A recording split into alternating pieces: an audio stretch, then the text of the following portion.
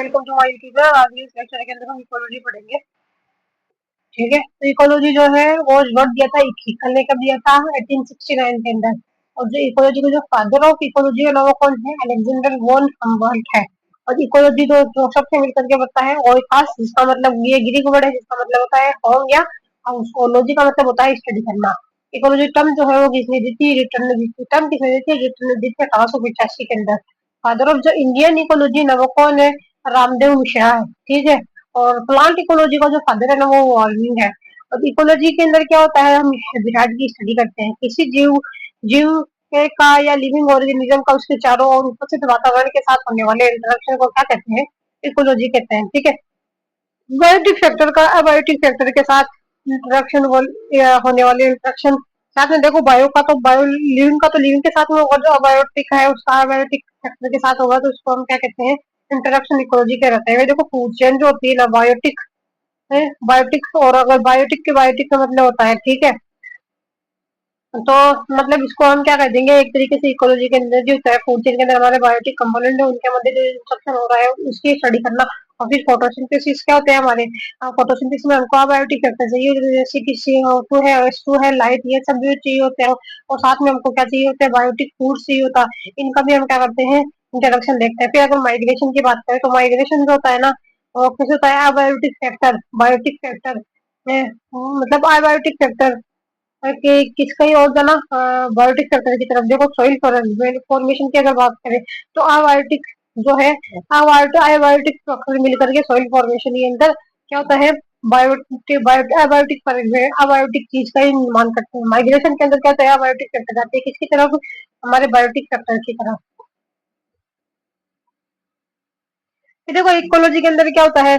Biotic का biotic से होता है, और अबायोटिक का अबायोटिक से होता है, या फिर बायोटिक का अबायोटिक से भी हो जाता है। ठीक है, जो इंस्ट्रक्शन होता है। देखो, टाइप्स ऑफ इकोलॉजी की अगर बात करें तो दो प्रकार की होती है। एक होती है ऑटोकोलॉजी, एक होती है सिनिकोलॉजी। तो क्या बन जाए हमारी?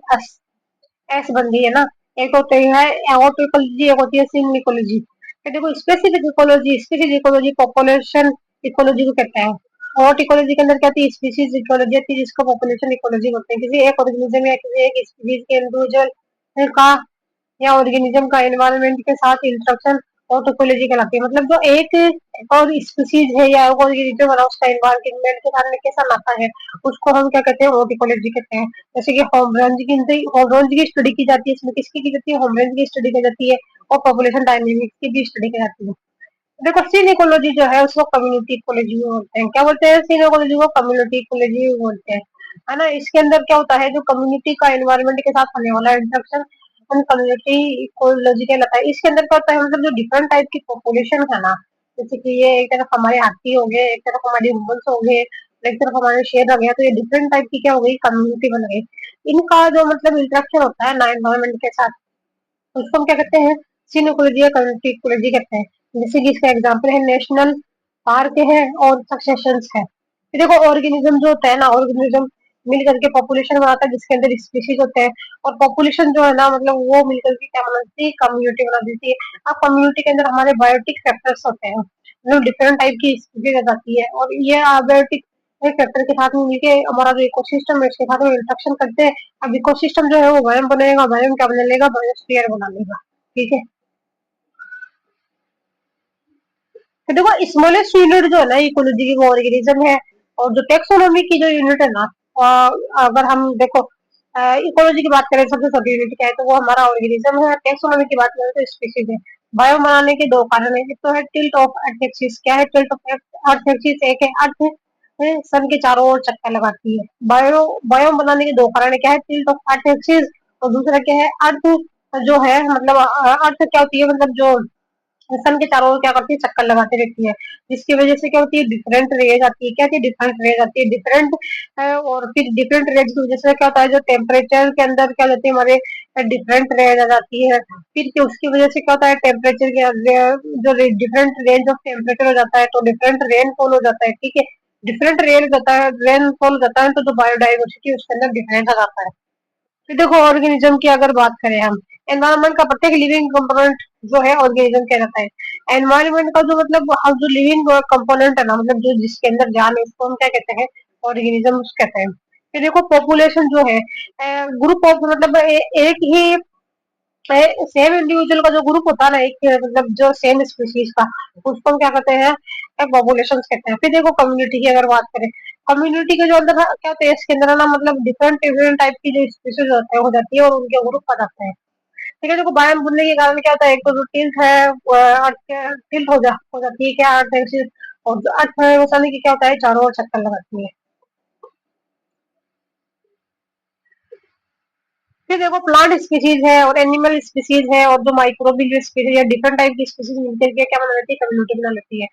अब बायोम क्या होता है, a large ecosystem called biome, मतलब लार्ज इकोसिस्टम जो बन जाता है ना उसको हम बायोम बोलते हैं। फिर देखो होम रेंज की बात करें, होम रेंज क्या होता है, और ये जो फूड कलेक्ट करने के लिए जिस एरिया में विचरण करता है उसे होम रेंज कहते हैं, मतलब अपने आसपास के एरिया के अंदर से फूड को ढूंढना क्या कहलाता है, होम रेंज कहलाता है।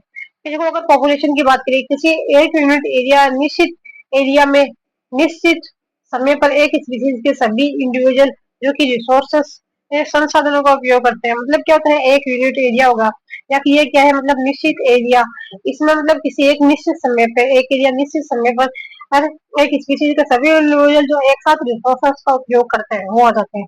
फिर देखो डेमोग्राफी की अगर बात करें तो ये क्या है, एक तरीके का ग्रीक वर्ड है। क्या है डेमोग्राफी, ग्रीक वर्ड है। डिम्स जो है वो क्या है, लोकल पॉपुलेशन है। डिम्स जो है, डेमोग्राफी क्या है, ग्रीक वर्ड है, और डिम्स क्या है, लोकल पॉपुलेशन है, और ग्राफी के अंदर हो जाती है टू राइट। डिम्स क्या है हमारा, लोकल पॉपुलेशन, और ग्राफी का क्या होता है, टू राइट। डेमोग्राफी को अगर तोड़े तो ये ग्राफ दो वर्ड में टूट जाता है। डिम्स का मतलब होता है लोकल पॉपुलेशन, ग्राफी का मतलब होता है टू राइट, यानी कि कुछ कितना। फिर देखो अब अगर हम बात करें किसकी पॉपुलेशन के अगर पॉपुलेशन की अगर बात करें तो हम करेक्टर की बात करें तो ना पॉपुलेशन डेंसिटी आ जाती है, बर्थ आ जाती है। बर्थ यानी कि जिसको हम क्या कहते हैं, मोटिलिटी बोलते हैं। डेथ रेट आ जाती है जिसको हम मोटिलिटी बोल देते हैं। और एज डिस्ट्रीब्यूशन आ जाता है। फिर आ जाता है सेक्स रेशो हो जाता है, पॉपुलेशन ग्रोथ रेट आ जाती है, बायोटिक या रिप्रोडक्टिव पोटेंशियल आ जाता है। क्या आ जाता है, बायोटिक रिप्रोडक्टिव पोटेंशियल आ जाता है। एनवायरमेंटल रेजिस्टेंस आ जाती है, और कैरिंग कैपेसिटी आ जाती है, और डिस्पर्सन आ जाता है। ठीक है, सबसे पहले पॉपुलर डेंसिटी की, पॉपुलेशन डेंसिटी की अगर बात करें, दिए गए समय में यूनिट एरिया और एरिया में एक स्पीशीज के इंडिविजुअल की संख्या पॉपुलेशन डेंसिटी कहलाती है, यानी कि जो यूनिट एरिया के अंदर पाई जाने वाली जो स्पीशीज की संख्या उसको हम क्या कहते हैं, उसको हम क्या कहते हैं, पॉपुलेशन डेंसिटी कहते हैं। देखो पॉपुलेशन डेंसिटी बराबर क्या होता है, नंबर ऑफ पर्सन बटा में क्या जाता है, एरिया इन स्क्वायर किलोमीटर। फिर देखो क्वेश्चन अगर बात करें, एक फॉरेस्ट में 5 किलोमीटर स्क्वायर में 5,000 काले हिरन रहते हैं, तो बताइए पॉपुलेशन डेंसिटी क्या होगी। तो देखो जो मतलब हम इसको क्या काट देंगे, 5 चौक 20, 20 4 हो जाएगी, 4 हो जाएगी है ना। तो ये एरिया को हमको नीचे रखना है और उसमें ये निकाल देना, डिवाइड कर देना। तो पॉपुलेशन डेंसिटी का अध्ययन जो है पॉपुलेशन डायनेमिक्स कहलाता है। अगर हम पॉपुलेशन डेंसिटी का अध्ययन करते हैं उसको क्या कहते हैं, पॉपुलेशन डायनेमिक्स कहते हैं। देखो मार्क और रिकैप्चर थ्योरी की अगर बात करें हम, है मार्क और रिकैप्चर मेथड। देखो फर्स्ट फिश कैप्चर्ड और उसको डाई और मार्क कर दिया, फिर 15 मार्क्ड फिश आई। देखो हमने क्या करा, ये पॉन्ड है उसमें से हमने क्या लिया, 15 फिक्स कर लिया ना, उनको लिया, उनको मार्क कर दिया। फिर 7 से 6 दिन बाद में हमने पकड़ा तो 10 फिशेज आई, उसमें से ना 5 तो मार्क दी और 5 अनमार्क दी, है ना। तो आइडियल कंडीशन क्या होती है, no birth rate, no birth भी नहीं हो रहा है, डेथ भी नहीं हो रही है, और माइग्रेशन भी नहीं हो रहा है। तो देखो हम ये कैसे निकालेंगे, नंबर ऑफ फिश जो है, recapture total, total marked, marked और मार्क्ड इन रिकैप्चर। अभी इसमें क्या होता है, टोटल देखो पहले तो हमने कितनी कितनी ली थी फर्स्ट डे पे, है ना। फिर बाद के अंदर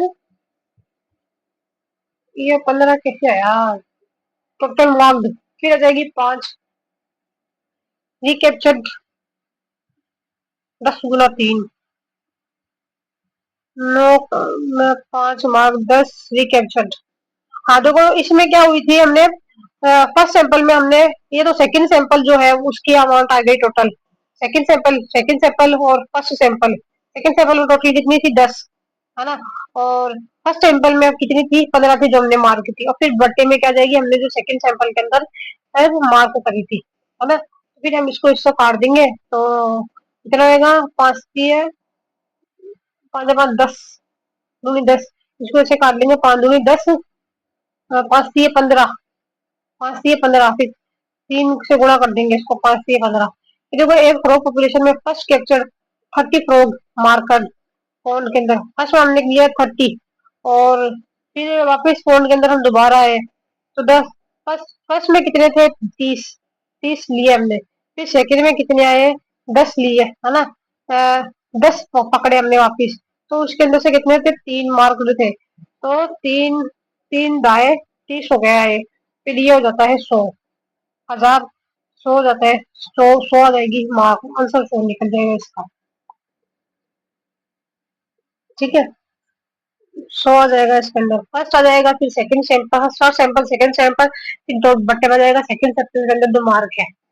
चलो देखो इसी से ऐसे ये निकल रहा है, डियर की हमने कितनी स्पीसीज ली थी, 3 स्पीसीज ली थी फॉरेस्ट के अंदर से, है ना, रिकैप्चर्ड, 300 स्पीसीज ली थी, फिर सेकंड टाइम अगर हम गए तो हमने कितनी पकड़ी, 100 पकड़ी थी, ठीक है, और इसमें से क्या हुई थी, 40 मार्क दी थी, है ना, तो अगर हम इसको काटे तो कितने से कटेंगे या 40, 4, तो देखो ये कटा इससे, इससे कट गया, 2 0 से 2 0, ये 3, 3 हुआ, 3 बच गया, फिर 3 3 6 3 3 9 3 चौको 12, 3×4 = 12, 120 आंसर आना चाहिए मेरे हिसाब से, तो 40, 120 आना चाहिए, इसको ऐसे काट दे, है ना, या फिर डायरेक्ट इस 2 को इस 2 से काट दे, कट गई, फिर ये एक बच्चा, इसको इससे डिवाइड करना है, फिर देखो नेशनल पार्क और tiger counting marked and faecal pellet से की जाती है, जो नेशनल पार्क है उसमें जो टाइगर की जो काउंटिंग है, यानी कि गिनना है टाइगर को, और टाइगर को गिनना है, काउंटिंग है, तो वो किससे की जाती है, पग मार्क मेथड है, एंड फिकल मेथड है, मल मेथड मतलब उनका जो पैर के निशान है उनसे, और फिकल जो निशान है मतलब मल का जो निशान, गोली की गोलियां है, गोली का है, उनसे की जाती है, यदि लार्ज पॉपुलेशन है तो पॉपुलेशन डेंसिटी के द्वारा काउंट नहीं कर सकते, लार्ज पॉपुलेशन है तो उसको जो पॉपुलेशन डेंसिटी के द्वारा काउंट नहीं कर सकते हैं, देखो लैब में पेट्री डिश में बैक्टीरियल कल्चर की काउंटिंग पॉपुलेशन डेंसिटी के द्वारा नहीं कर सकते, लैब के अंदर जो पेट्री डिश में ना हम जो लैब में क्या है, पेट्री डिश में जो बैक्टीरियल कल्चर कर रहे हैं हम, और इनके जो काउंटिंग है ना हम पॉपुलेशन डेंसिटी के द्वारा नहीं कर सकते हैं, बैक्टीरियल सेल की काउंटिंग सीरियल डाइल्यूशन मेथड के द्वारा करते हैं, किसके द्वारा करते हैं, जो सीरियल डाइल्यूशन मेथड है उसके द्वारा करते हैं, सॉलिड सरफेस पर उपस्थित बैक्टीरिया की संख्या ज्ञात करते हैं, जो ना हाँ सॉलिड सीरियल डाइल्यूट मेथड के द्वारा, डाइल्यूशन मेथड के द्वारा करते हैं, और जो सॉलिड सरफेस के ऊपर जो बैक्टीरिया प्रेजेंट होते हैं ना उसकी संख्या ज्ञात कर लेते हैं सीरियल डाइल्यूशन मेथड के अंदर, जो सॉलिड सरफेस पे प्रेजेंट है उसकी संख्या काउंट करते हैं बैक्टीरिया की, 2011 की जनगणना के अनुसार जो जाता है,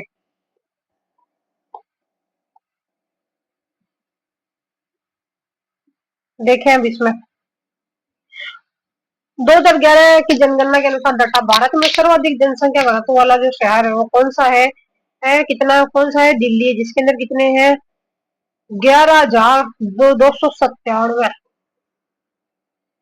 किसकी है, दिल्ली की है, जिसके अंदर 1 किलोमीटर के अंदर कितने लोगों की संख्या देखी गई है, 11,297, मैक्सिमम भारत में मैक्सिमम पॉपुलेशन डेंसिटी वाला स्टेट, सबसे ज्यादा अगर हम स्टेट की अगर बात करें तो कौन सा है, बिहार है, जिसके अंदर सबसे ज्यादा क्या है, पॉपुलेशन डेंसिटी है, और जो सबसे कम डेंसिटी वाला है ना, सबसे कम अगर हम देखें तो वो अरुणाचल प्रदेश है, उसके अंदर 17 लोग ही रहते हैं 1 किलोमीटर के अंदर, फिर देखो राजस्थान की डेंसिटी जो होती है ना वो कितनी है, राजस्थान की अगर हम बात करें, है ना, पॉपुलेशन डेंसिटी 200% है स्क्वायर किलोमीटर एरिया के अंदर, जयपुर की डेंसिटी अगर बात करें तो कितनी है, 595 हर किलोमीटर के अंदर, एज डिस्ट्रीब्यूशन रहता है वो हमारा नेक्स्ट है, 3 टाइप के एज ग्रुप होते हैं, प्री रिप्रोडक्टिव जिसके अंदर 18 साल से कम हो जाते हैं, रिप्रोडक्टिव एज जिसके अंदर 18 से 45 साल के बीच वाले जाते हैं, फिर देखो पोस्ट रिप्रोडक्टिव जिसके अंदर 45 साल से अधिक वाले जाते हैं, फिर में 18 से कम वाले, और पोस्ट के रिप्रो में 18 से 45 वाले, और पोस्ट के अंदर आ जाते हैं हमारे 45 से अधिक वाले आ जाते हैं। फिर आ जाती है जैसे कि BR का मतलब होता है बर्थ रेट, G का मतलब होता है ग्रोथ रेट, DR का मतलब होता है डेथ रेट। एज पिरामिड जो है 3 प्रकार के होते हैं। कितने प्रकार के होते हैं? 3 प्रकार के होते हैं। एक तो होता है एक्सपेंडिंग पॉपुलेशन, जिसके अंदर बर्थ रेट जो है BR बराबर कितनी होती है? डेथ रेट बराबर होती है। और जो ग्रोथ रेट यानी कि बर्थ की क्या होगी? ज्यादा होगी किससे? डेथ रेट से। जो GR होगी वो क्या आएगी? पॉजिटिव आएगी। और जो शेप आएगा वो कैसे आएगा? ट्राइंगुलर आएगा, है ना? जिसके अंदर प्री रिप्रोडक्टिव सबसे नीचे, फिर रिप्रोडक्टिव, फिर पोस्ट रिप्रोडक्टिव। और ग्रोथ पॉपुलेशन की अगर बात करें हम, रैपिड ग्रोथ पॉपुलेशन की, तो प्री रिप्रोडक्टिव जो है ज्यादा होता है किससे? पोस्ट रिप्रोडक्टिव से। कौन सा प्री रिप्रोडक्टिव है? कौन है सबसे ज्यादा रिप्रोडक्टिव है? प्री रिप्रोडक्टिव की संख्या किससे है? पोस्ट रिप्रोडक्टिव, जैसे कि इंडिया के अंदर और चाइना। फिर देखें जो रिप्रोडक्शन जो है वो रिप्रोडक्शन रैपिड होता है, और जो फर्टिलिटी है वो बहुत ज्यादा होती है। रिप्रोडक्शन रेट बहुत ज्यादा होता है और फर्टिलिटी रेट ज्यादा होती है। और जो हम आर बराबर देखे हैं, तो जो आर है ना ज्यादा होगी, है ना?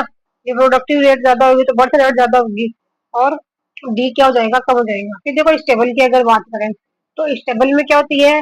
BR बराबर क्या हो जाती है? डेथ रेट हो जाती है। BR में है तो जो GR है वो क्या हो जाती है? जीरो हो जाती है। बेल शब्द का कवर आता है, और एग्जाम्पल है USA के अंदर। डेवलपिंग कंट्रीज जो है वो, जो प्री रिप्रोडक्टिव है वो सबसे ज्यादा है, फिर रिप्रोडक्टिव है, फिर पोस्ट रिप्रोडक्टिव, बेल रिप्रोडक्टिव है। मतलब पोस्ट रिप्रोडक्टिव बेल शब्द का प्राप्त होता है। और प्री प्री बराबर प्री रिप्रोडक्टिव जो है वो किसके बराबर रहता है? पोस्ट रिप्रोडक्टिव के बराबर रहता है ना? कौन? प्री किसके? पोस्ट के। पोस्ट रिप्रोडक्टिव का नंबर थोड़ा सा ही कम होता है। जो पोस्ट रिप्रोडक्टिव मतलब थोड़ा सा ही कम होता है, लगभग वो उसके बराबर ही होता है।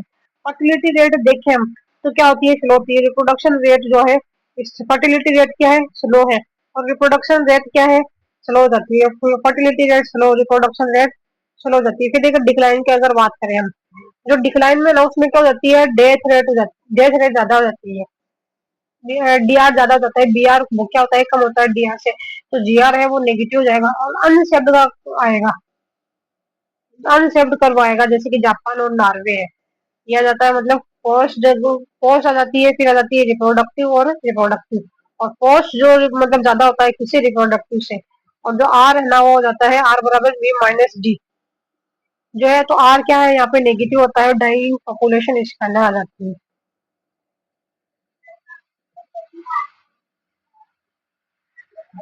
जो एक्सपेंडिंग होता है ना इसमें पीरियड रिप्रोडक्टिव जो होता है ना, पीरियड रिप्रोडक्टिव वो बहुत ज्यादा होता है, पोस्ट रिप्रोडक्टिव मिनिमम होता है। और जो मतलब ये वाला होता है ना, कौन सा हमारा एक्सपांडिंग था, फिर बाद में स्टेबल। स्टेबल के अंदर कैसा था? बेल शेप्ड आ जाता है। और सबसे मतलब प्री रिप्रोडक्टिव और जो रिप्रोडक्टिव है वो क्या मतलब इसमें रिप्रोडक्टिव वाला जो है मतलब बराबर होता है। जो पोस्ट रिप्रोडक्टिव वो थोड़ा सा कम हो जाता है, US से आ जाता है इसके अंदर। और जो फर्टिलिटी रेट होती है वो क्या होती है? स्लो होती है। और जो रिप्रोडक्शन जो है, रिप्रोडक्शन रेट जो है वो स्टेबल हो जाती है। और वह जो डिक्लाइन था इसके अंदर तो पोस्ट रिप्रोडक्शन जो है मतलब लोग मैक्सिमम रहते हैं, और प्री रिप्रोडक्टिव है यानी कि बूढ़े लोग ज्यादा रहते हैं, तो अनशेप्ड आ जाता है इसके अंदर। फिर देखो बात करते हैं सर्वाइवलशिप कर्व की। क्या जाता है? सर्वाइवलशिप कर्व आ जाता है एक पर्टिकुलर एज में सर्वाइव करने वाले जीवों का एक एक ग्राफिकल रिप्रेजेंटेशन। सर्वाइवलशिप कर्व कहलाता है। देखो एक पर्टिकुलर एज के अंदर जो सर्वाइव करने वाले जीवों का एक ग्राफिकल रिप्रेजेंटेशन जो होता है ना, वो सर्वाइवलशिप कर्व कहलाता है। एक पर्टिकुलर एज में कितने जीव सर्वाइव करते हैं, सर्वाइवलशिप कर्व कहलाता है। एक पर्टिकुलर एज में कितना कितने जीव सर्वाइव करते हैं तो क्या कहलाता है? सर्वाइवल शिप कर्व कहलाता है। एक पर्टिकुलर एज में कितने लोग जिंदा है वो कहते क्या कहते हैं? सर्वाइवल शिप कर्व कहते हैं। तो इसको हम टाइप पास आ जाता है, फिर आ जाता है सेकेंड आ जाता है, फिर थर्ड आ जाता है। जो फिर ये वेव शेप के अंदर चलता है वो टाइप फोर हो जाता है। और जो फर्स्ट होता है ना वो कॉन्वेक्स होता है, ठीक है। और इसके अंदर पोस्ट रिप्रोडक्टिव वाला ज्यादा आ जाता है। और जो सेकंड वाला जो होता है ना वो मतलब लीनियरली होता है, इसके अंदर पोस्ट रिप्रोडक्टिव फेज ज्यादा आ जाती है। और जो टाइप थर्ड होते हैं वो कॉनकेव टाइप का होता है, इसमें प्री रिप्रोडक्टिव वाले ज्यादा हो जाते हैं। प्री रिप्रोडक्टिव फिर रिप्रोडक्टिव है वो बहुत ज्यादा कम होते हैं इसके अंदर। प्री रिप्रोडक्टिव फेज जो है वो बहुत कम होते हैं number of population. Pre reproductive individual किसके अंदर ज्यादा देखने को मिलेगी, प्री वाले देखने को मिलेगी फर्स्ट के अंदर। और जो सबसे कम किसके अंदर होंगे, जो हमारा टाइप फर्स्ट जो है उसमें कम मिलेंगे। किसमें? फर्स्ट के अंदर बहुत ज्यादा कम मिलेंगे प्री रिप्रोडक्टिव वाले, सबसे ज्यादा किसमें मिलेंगे, थर्ड के अंदर कम है प्री रिप्रोडक्टिव वाले, और फर्स्ट में क्या है सबसे ज्यादा है। देखो फर्स्ट की अगर हम बात करें तो इसके अंदर कौन आ जाते हैं, हमारे ह्यूमंस आ जाते हैं, इसके अंदर भी रिप्रोडक्टिव ज्यादा होते हैं, लार्ज साइज के मेमल्स है, एलिफेंट है, डोल, माउंटेन शिप है, ड्रोसोफिला। कौन कौन आ जाता है, हमारा ह्यूमन आ जाता है, लार्ज साइज मेमल्स है, एलिफेंट है, डोल डोल है, माउंटेन शिप है, ड्रोसोफिला। बच्चों की डेथ जो है कम होती है क्योंकि पेरेंटल केयर होती है, बच्चों की जो डेथ होती है ना वो कम होती है, क्यों? क्योंकि इसमें पेरेंटल केयर होती है। फर्स्ट टाइप हाईली कॉन्वेक्स होता है, ये कैसा है, मतलब कॉन्वेक्स होता है। प्री रिप्रोडक्टिव जो है बहुत ज्यादा होते हैं, पेरेंटल केयर ज्यादा होती है, और प्री रिप्रोडक्टिव फेज में birth rate and death rate जो है, तो बर्थ रेट तो बीआर ज्यादा हो जाएगी, और डीआर क्या होता है, मतलब बहुत ही कम होती है प्री रिप्रोडक्टिव फेज के अंदर, जन्मेंगे ज्यादा लेकिन मरेंगे कम। फिर देखे थर्ड जो होता है ना वो क्या होता है, हाईली कॉनकेव होता है, या मतलब इसमें जो प्री रिप्रोडक्टिव फेज जो रहती है ना, प्री रिप्रोडक्टिव फेज में बर्थ रेट कम तथा डेथ रेट ज्यादा होती है, जो ये हाईली क्या होता है, कॉन्केव होता है। प्री रिप्रोडक्टिव फेज में बर्थ जो है बहुत कम होता है, जो डेथ रेट होती है वो ज्यादा आती है, इसमें पेरेंटल केयर नहीं होती है। रिप्रोडक्टिव फेज में केवल कुछ इंडिविजुअली प्रेस करते हैं, रिप्रोडक्टिव फेज में ना सिर्फ कुछ ही इंडिविजुअल जो है इंटर करते हैं, बाद में उनकी भी पोस्ट रिप्रोडक्टिव फेज में जो ज्यादा हो जाती है। रिप्रोडक्टिव फेज में केवल कुछ इंडिविजुअल ही इंटर कर पाते हैं, बाद में उनकी भी क्या होती है, पोस्ट रिप्रोडक्टिव फेज में डेथ हो जाती है।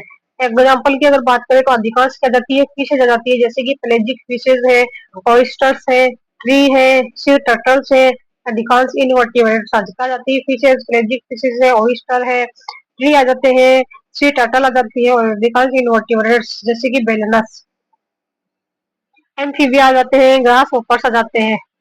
फिर देखो जो टाइप सेकंड वाला जो होता है ना उसकी कैसे होती है, ये डायगोनल शेप होता है, कैसा होता है, डायगोनल शेप होता है और स्ट्रेट लाइन होता है। इसमें भी जो होता है ना, मतलब जो प्री रिप्रोडक्टिव है ना वो अधिक होते हैं, प्री रिप्रोडक्टिव फेज जो होती है ना, रिप्रोडक्टिव फेज और पोस्ट रिप्रोडक्टिव फेज दोनों ही बराबर होती है। कौन सी प्री है, पोस्ट प्री है, रिप्रोडक्टिव और पोस्ट तीनों ही क्या जाएगी, बराबर हो जाएगी। यहाँ रिप्रोडक्ट इंडिविजुअल की डेथ और सर्वाइवल करने के चांसेस लगभग बराबर होते हैं। इंडिविजुअल की जो डेथ है और सर्वाइव करने के चांसेस है ना, मतलब डेथ की भी और सर्वाइव करने के के चांसेस क्या हो जाते हैं, बराबर हो जाते हैं। और पेरेंटल केयर क्या होती है, बहुत ही कम होती है, क्या होती है, बहुत ही कम होती है। Uniform pattern of survivorship, parental care मतलब कम ही होती है, यूनिफॉर्म पैटर्न ऑफ सर्वाइवलशिप देखने को मिलता है। एग्जाम्पल की अगर बात करें तो रेट आ जाती है, माइस आ जाती है, स्मॉल मैमल्स आ जाते हैं, रेप्टाइल जैसे कि लिजर्ड और क्रोकोडाइल आ जाते हैं, मैनी बर्ड्स आ जाती है जैसे कि एमीज है, और हनी बीज आ जाती है। टाइप 4 की अगर बात करें तो जो टाइप 4 होता है ना उसके अंदर कौन आ जाते हैं, कॉनकेव आ जाते हैं। टाइप 4 में कौन आएगा, कॉनकेव आएगा, है ना, कॉनकेव, कॉन्वेक्स, बटरफ्लाईज आ जाती है। या फिर इसको type second according to option butterfly, death rate जो है वो चेंज हो जाती है, डीआर चेंज हो जाती है। फिर आती है ग्रोथ रेट की अगर बात करें तो ग्रोथ रेट जो है ना, मतलब पॉपुलेशन साइज की अगर बात करें हम, देखो जैसे कि ये 100 ग्रोथ रेट, इसमें सबसे पहले पॉपुलेशन समझिए 100 वुमेन्स है यहाँ पे, तो बर्थ रेट अगर ज्यादा हो रही है ना, तो पॉपुलेशन ज्यादा हो जाएगी, है ना। 100 वुमन ग्रोथ रेट में अगर मतलब बर्थ रेट ज्यादा है तो डेंसिटी बढ़ जाएगी, और डेथ रेट क्या हो जाएगी, कम हो जाएगी। डेथ रेट कम तो पॉपुलेशन डेंसिटी ज्यादा। इमिग्रेशन पॉपुलेशन डेंसिटी क्या हो जाएगी, जो इमिग्रेशन पॉपुलेशन डेंसिटी है वो कम हो जाएगी। इमिग्रेशन पॉपुलेशन डेंसिटी का जो साइज है वो बढ़ता ही जाएगा। इमिग्रेशन पॉपुलेशन डेंसिटी की साइज कम हो जाएगी, मतलब एग्जिट करने की संख्या कम हो जाएगी। और इमिग्रेशन एग्जिट और इमिग्रेशन जो है, मतलब आने वालों की संख्या ज्यादा होगी और जाने वालों की संख्या क्या होगी, कम होगी। फिर देखो पॉपुलेशन ग्रोथ की अगर बात करें, एक होता है अनलिमिटेड ग्रोथ जिसे अनसेचुरेटेड ग्रोथ भी बोलते हैं। क्या होता है अनलिमिटेड ग्रोथ, जिसे अनसेचुरेटेड ग्रोथ भी बोलते हैं। ये जो ना ग्रोथ दो टाइप की होती है, एक होती है लिमिटेड जिसे हम अनलिमिटेड, जिसे हम जियोमेट्रिक, अनलिमिटेड है अनसेचुरेटेड। बोलते हैं, है ना। कौन सी है अनलिमिटेड जो करते जाएंगे और जो अनसेचुरेटेड यानी कि सेचुरेट हो नहीं, तो वो कहती है लिमिटेड, जिसे हम सेचुरेटेड बोलते हैं। तो है ना, इसको हम एस यू से याद कर सकते हैं, सेचुरेटेड और अनसेचुरेटेड, और लू से याद कर सकते हैं, लिमिटेड और अनलिमिटेड। और जो अनलिमिटेड ग्रोथ होती है ना, वो जियोमेट्रिकल ग्रोथ होती है, सीजनल ग्रोथ होती है, एक्सपोनेंशियल ग्रोथ होती है, कंटिन्यूअस ग्रोथ होती है। ये जो होती है जियोमेट्रिकल ग्रोथ बोलते हैं इसको, जी से जी से याद कर लेंगे हम। कौन से जियोमेट्रिकल ग्रोथ है, सीजनल ग्रोथ है, एक्सपोनेंशियल ग्रोथ है, और कंटिन्यूअस बिल्डर्स है। क्या कहते हैं, geometric growth, seasonal growth, exponential growth और कंटिन्यूअस बिल्डर्स। और जे शेप्ड का इसमें कर्व आ जाता है। ये देखो, जो लिमिटेड ग्रोथ है, जो सेचुरेटेड ग्रोथ है, ये लॉजिस्टिक ग्रोथ होती है। लॉजिस्टिक ग्रोथ ये सीजनल प्लस कंटिन्यूअस प्रोडक्ट आ जाते हैं इसके अंदर। कौन आ जाते हैं, सीजनल, और जो लॉजिस्टिक ग्रोथ होती है इसके अंदर कौन आ जाती है, ये लॉजिस्टिक होती है, ठीक है, लिमिटेड जो है। और इसके अंदर कौन सा जाते हैं, कंटिन्यूअस, सीजनल, सीजनल, और ये कंटिन्यूअस ग्रेडेड है। इससे कर्व प्राप्त होता है इसके अंदर, सिग्मोइड कर्व जो है वो प्राप्त होता है।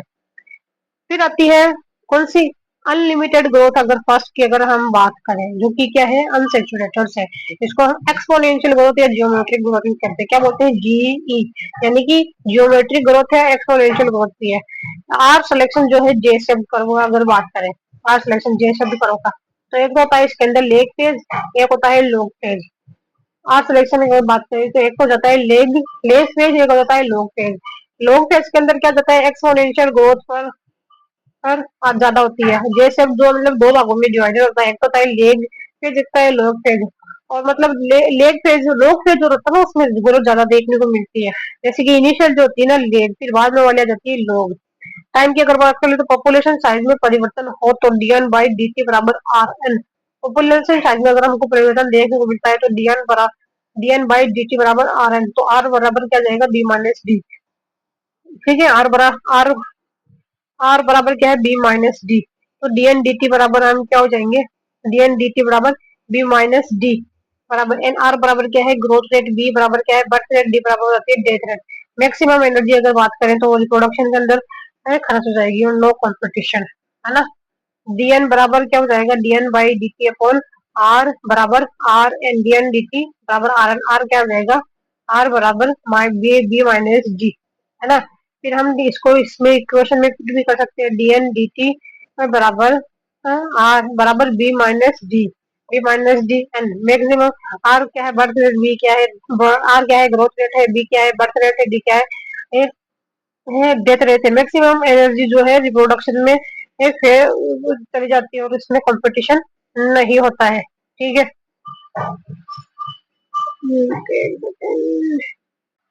फिर देखिए लॉजिस्टिक ग्रोथ की अगर बात करें, है ना, तो जो लॉजिस्टिक ग्रोथ होती है ना, वो कैसे होती है, लिमिटेड ग्रोथ होती है। और क्या सिलेक्शन स्पीशीज के लिए होती है, कि यहाँ पे क्या होता है, कैरिंग कैपेसिटी, कैरिंग कैपेसिटी किसी हैबिटेट में कितने इंडिविजुअल सर्वाइव करते हैं, उस आवाज की कैरिंग कैपेसिटी वहन धारण क्षमता कहलाती है।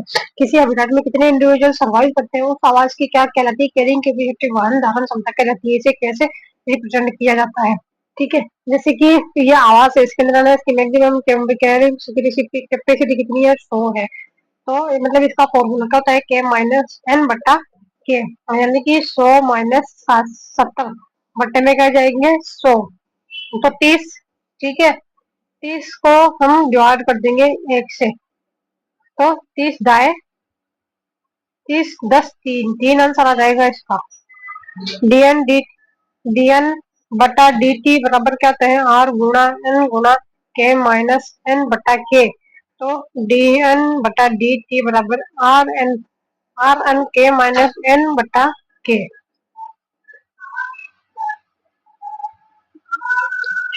सिग्मोइड शेप कर्व जो होता है ना, वो प्राप्त होता है इसके अंदर, जो हमारी कौन सी है, लिमिटेड ग्रोथ है, सेचुरेटेड ग्रोथ। इसके अंदर 3 4 5 चीजें देखने को मिलती है हमको। एक तो देखने को मिलती है लेग फेज देखने को मिलती है, पॉजिटिव ऑसिलेशन एंड फेज देखने को मिलती है, ठीक है। क्या देखने को मिलती है, lag phase, positive oscillation phase है, लोग फेज है, लोग फेज है, नेगेटिव ऑसिलेशन फेज है। देखो लेग के बाद में क्या आएगी, पॉजिटिव ऑसिलेशन। देखो जैसे कि ये लेग फेज है, लेग फेज के अंदर क्या आ जाएगी, जैसे कि ये लेग फेज आ रही है ना, फिर इसके बाद में आएगी हमारी पॉजिटिव ऑसिलेशन फेज, फिर बाद में आ जाएगी लो फेज बाद में नेगेटिव एक्सीलरेशन फेज, फिर बाद के अंदर आ जाएगी स्टेशनरी फेज, यहाँ लास्ट में आ जाएगी नेगेटिव डिक्लाइनिंग फेज आ जाएगी, नेगेटिव ऑसिलेशन फेज ये आ जाती है, मतलब लोग इस फेज से पहले क्या हो जाएगा, उनको मिलेगी उनको पॉजिटिव ऑसिलेशन फेज देखने को मिलेगी। पॉपुलेशन जो साइज है वो क्या हो जाएगी, इंक्रीज हो जाएगी, ऑप्टिमम कैरिंग कैपेसिटी। फिर देखो अगर एनवायरमेंट की अगर बात करें तो ये जो है ना मतलब सिक्योरिटी होता है, limited resources, limited resources. Environment क्या होता है, इसके अंदर सेचुरेटेड होता है, जो लिमिटेड रिसोर्सेज होते हैं। रिप्रोडक्शन रेट जो होती है ना वो स्लो होती है, कैसे होती है, स्लो होती है। नंबर इंक्रीजिंग जो है स्लो होता है, नंबर इंक्रीजिंग क्या होता है, स्लो होता है। डेथ रेट क्या होती है, मिनिमम होती है। मैंने नंबर इंक्रीजिंग स्लो होता है, डेथ रेट क्या होती है, मिनिमम होती है। देखो ग्रोथ रेट जो होती है ना अप टू क्या होती है, लिमिटेड होती है। ग्रोथ क्या होती है, लिमिटेड होती है। मैक्सिमम ग्रोथ रेट जो होती है ना वो कर्व बराबर देखने को मिलती है, एन बराबर के बाय टू, है ना। मैक्सिमम ग्रोथ रेट कब देखने को मिलेगी, एन बराबर के बाय टू, ठीक है। तो डी एन डी टी बराबर देखे हम, डी एन डी टी बराबर क्या हो जाएगा, एन आर एन के माइनस एन बटा आ के, ठीक है। तो आर बराबर क्या हो जाएगा, के बराबर टू, के बाई टू। तो जो एन का की वैल्यू क्या दे रखी है, के बाई टू, ठीक है। और के माइनस के बाई टू, तो क्या बच जाएगा बाई टू।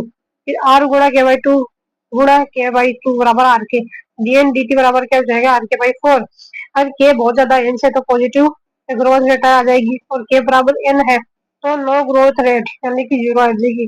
के बराबर के बहुत ज्यादा है, के ग्रेटर देन एन है तो कैसी जीरो देखने को मिलेगी, पॉजिटिव ग्रोथ रेट। और के बराबर एन है तो कैसे देखने को मिलेगी, नो ग्रोथ रेट। के देखो के बहुत लेस देन है, किससे, एन से तो नेगेटिव ग्रोथ देखने को मिलेगी। के बहुत लेस देन है, किससे, एन से तो नेगेटिव ग्रोथ रेट। देखो एन बराबर अगर टी है, टी समय पर पॉपुलेशन डेंसिटी नंबर, के बराबर क्या हो जाएगी, के एन बराबर टी समय पर क्या हो जाएगी, क्या पॉपुलेशन डेंसिटी। और के बराबर क्या हो जाएगी, कैरिंग कैपेसिटी है, दो फैक्टर पर डिपेंड करती है, किसके ऊपर डिपेंड करती है, दो फैक्टर पर डिपेंड करती है। स्पेस फॉर इंडिविजुअल्स हो जाता है और दूसरा हो जाता है फूड फॉर इंडिविजुअल। दो फैक्टर कौन से हो जाते हैं, एक तो स्पेस हो जाता है इंडिविजुअल का, एक हो जाता है हमारा फूड हो जाता है इंडिविजुअल्स के लिए। और जो एक्सपोनेंशियल ग्रोथ जो है अर्थमेटिक स्केल पर बनाते हैं, एक्सपोनेंशियल ग्रोथ कहाँ बनेगा, जो अर्थमेटिक स्केल है वहां पे भी बनेगा। और लॉजिस्टिक ग्रोथ जो है, लॉजिस्टिक ग्रोथ वो अर्थमेटिक स्केल पर बनाते हैं। लॉजिस्टिक ग्रोथ जो अर्थमेटिक जगह यही मतलब ये आती है, मतलब जैसे अब दिया जाता है hyperbolic D N by D T के रेफरेंस में देते हैं, तो लोग बराबर एम, तो एक्सपोनेंशियल ग्रोथ लोग अर्थमेटिक स्केल पर बनता है।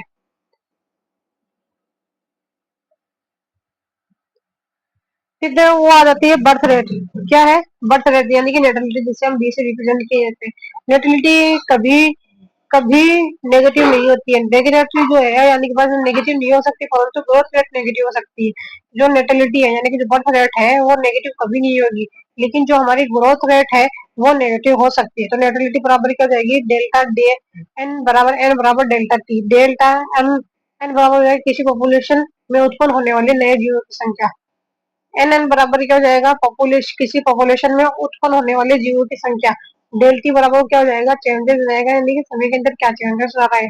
और एन की अगर बात करें, डेल टी बराबर क्या है, समय के अंदर क्या परिवर्तन हुआ है, वो आ जाता है एन बराबर क्या जाता है, नंबर ऑफ इंडिविजुअल्स। एन क्या है, डेल टी यानी कि चेंजेस, टाइम के साथ में चेंजेस क्या हो रहा है।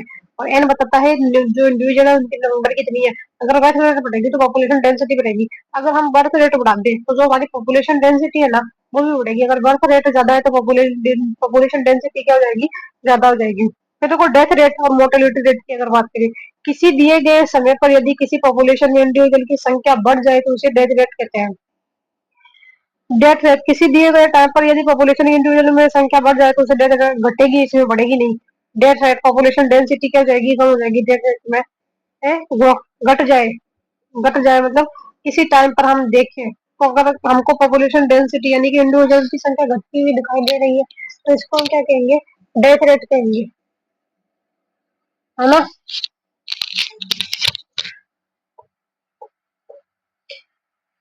फिर आ जाती है मेटा पॉपुलेशन। मेटा पॉपुलेशन कहते हैं, मेटा पॉपुलेशन में एक तो लार्ज स्केल होना चाहिए तथा एक माइग्रेशन होता है। मेटा पॉपुलेशन में क्या होता है, एक तो लार्ज एरिया होना चाहिए, मेटा पॉपुलेशन में क्या होता है, लार्ज एरिया होना चाहिए तथा माइग्रेशन आवश्यक होता है। लार्ज एरिया मेटा के अंदर क्या होता है, लार्ज एरिया होना चाहिए, और क्या होना चाहिए, जो माइग्रेशन है वो जरूरी होना चाहिए। मेटा पॉपुलेशन जो है ना, मतलब ह्यूमन के अंदर देखें तो लार्ज एरिया होना चाहिए और माइग्रेशन होना चाहिए मेटा पॉपुलेशन के अंदर। इसी लार्ज एरिया में लोकल पॉपुलेशन डीम अलग अलग कंटिन्यू द्वीप पर रहती है। मतलब ये क्या है, अलग अलग कंटिन्यू द्वीप पर रहती है। यदि इन कंटिन्यू कंटिनेंट्स की पॉपुलेशन के मध्य माइग्रेशन होता है, और अगर इन कंटे अलग अलग द्वीप के मध्य रहती है ना पॉपुलेशन रहती है, यदि उनके बीच में माइग्रेशन होता है तो इसे मेटा पॉपुलेशन कहते हैं। तो इसको क्या कहेंगे, मेटा पॉपुलेशन कहेंगे, लोकल पॉपुलेशन डी पॉपुलेशन कहलाती है। फिर टाइप्स ऑफ मेटा पॉपुलेशन की अगर बात करें, एक तो होती है क्लासिकल मेटा पॉपुलेशन। कौन सी होती है, मेटा पॉपुलेशन भी टाइप है, तो क्लासिकल मेटा पॉपुलेशन जिसके अंदर लोकल पॉपुलेशन ही है, या फिर ये क्या करती है, यूनिडायरेक्शनल फ्लो हो रहा है इसका। फर्स्ट कौन सी थी, क्लासिकल थी। सेकंड कौन सी जाएगी, कोर आ जाएगी, जिसके हम कोर सैटेलाइट मेटा पॉपुलेशन बोल सकते हैं, या main island main island population भी इसको बोलते हैं।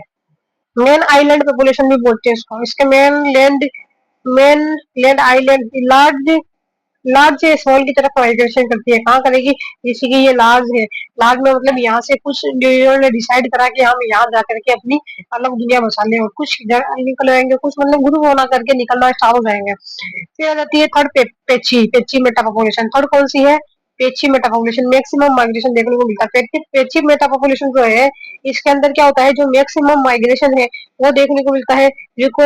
रिकोलोनाइजेशन जो है फास्ट होता है। मैक्सिमम माइग्रेशन इसको अंदर देखने को मिलता है। जो रिकोलोनाइजेशन होता है वो भी क्या होता है, फास्ट होता है। पेची पॉपुलेशन के अंदर क्या होता है, मैक्सिमम माइग्रेशन देखने को मिलता है, रिकोलोनाइजेशन क्या होता है, फास्ट होता है। फिर पेची मेटा पॉपुलेशन की अगर बात करें, क्या होगा, मैक्सिमम माइग्रेशन देखने को मिलता है, रिकोलोनाइजेशन जो होता है वो फास्ट होता है। देखो ये पेशों के अंदर है, ये सारी की सारी, इसके अंदर क्या होता है, माइग्रेशन हो जाता है, रिकोलोनाइजेशन यानी कि आते जाते रहते हैं। इक्विलिब्रियम, अब देखो फर्स्ट फोर्थ आ जाती है इक्विलिब्रियम पीएन यानी कि नॉन इक्विलिब्रियम मेटा पॉपुलेशन। कौन सी होती है, नॉन इक्विलिब्रियम मेटा पॉपुलेशन। ये है रियल मेटा पॉपुलेशन नहीं है। क्या होती है, जो रियल मेटा पॉपुलेशन है वो नहीं है। माइग्रेशन जो है मतलब रुक जाता है, रियल मेटा पॉपुलेशन नहीं है। इसके अंदर माइग्रेशन क्या होता है, रुक जाता है। नो रिकोलोनाइजेशन, और इसके अंदर कोई रिकोलोनाइजेशन नहीं होता है, हैबिटाट जो है फ्रेगमेंट्स में बढ़ जाता है। देखो रियल जो है मेटा पॉपुलेशन ये नहीं होती है, और इसमें माइग्रेशन जो है नो मतलब रुक जाता है। किसके अंदर, ये रियल मेटा पॉपुलेशन नहीं है, माइग्रेशन रुक जाता है। और नो रिकोलोनाइजेशन, रिकोलोनाइजेशन भी नहीं होता है। हैबिटाट जो है वो फ्रेगमेंट्स में बढ़ जाता है। हैबिटाट किसमें बढ़ जाता है, जो फ्रेगमेंट्स है उसके अंदर बढ़ जाता है। फिर देखें, यदि जैसे कि इसके अंदर माइग्रेशन नहीं होगा, लाइफ हिस्ट्री स्ट्रेटेजीज अगर बात करें, तो r selection and k selection strategies.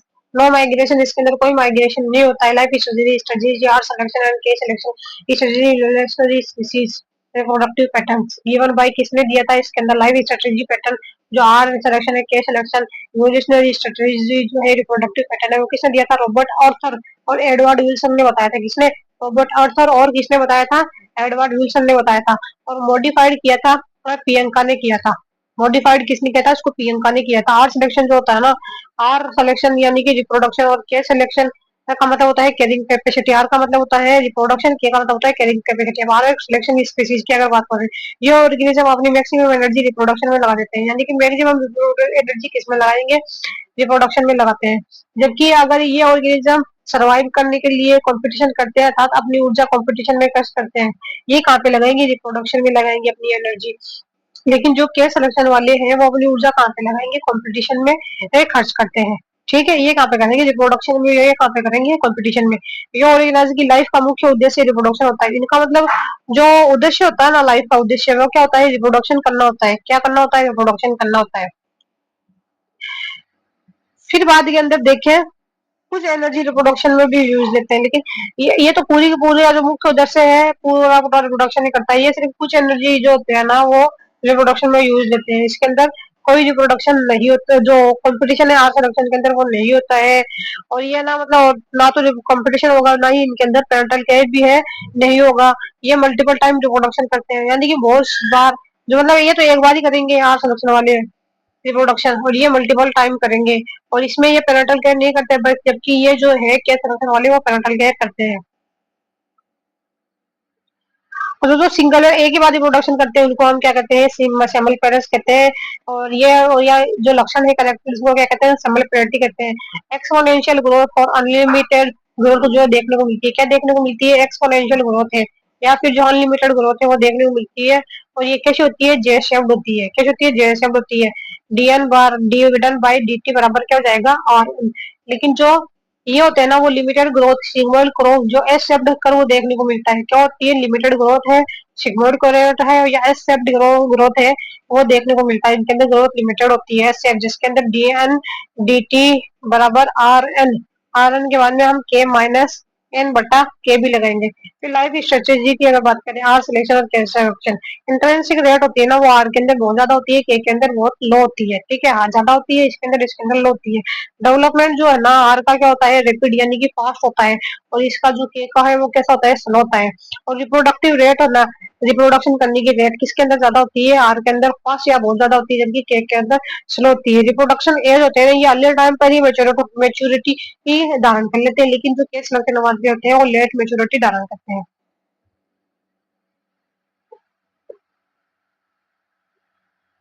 देखिए इनका जो जनरेशन टाइम जो होता है ना आर का वो क्या होता है, स्मॉल होता है। और इसका क्या होता है लार्ज होता है। जबकि बॉडी साइज बात करें तो बॉडी साइज जो छोटा होता है आर का, के का क्या होता है, बड़ा होता है। पेरेंटल केयर जो है आर में बहुत कम होती है, के में हाई पेरेंटल होती है। सर्वाइवलशिप जो है इसके अंदर कौन सा आता है, थर्ड आता है, कॉनकेव आता है। और जो के है उसके अंदर क्या आता है, फर्स्ट आ जाता है, कॉनकेव कॉन्वेक्स आ जाता है। जो लाइफ स्पैन की बात करें तो आर का बहुत छोटा होता है, के का बड़ा होता है।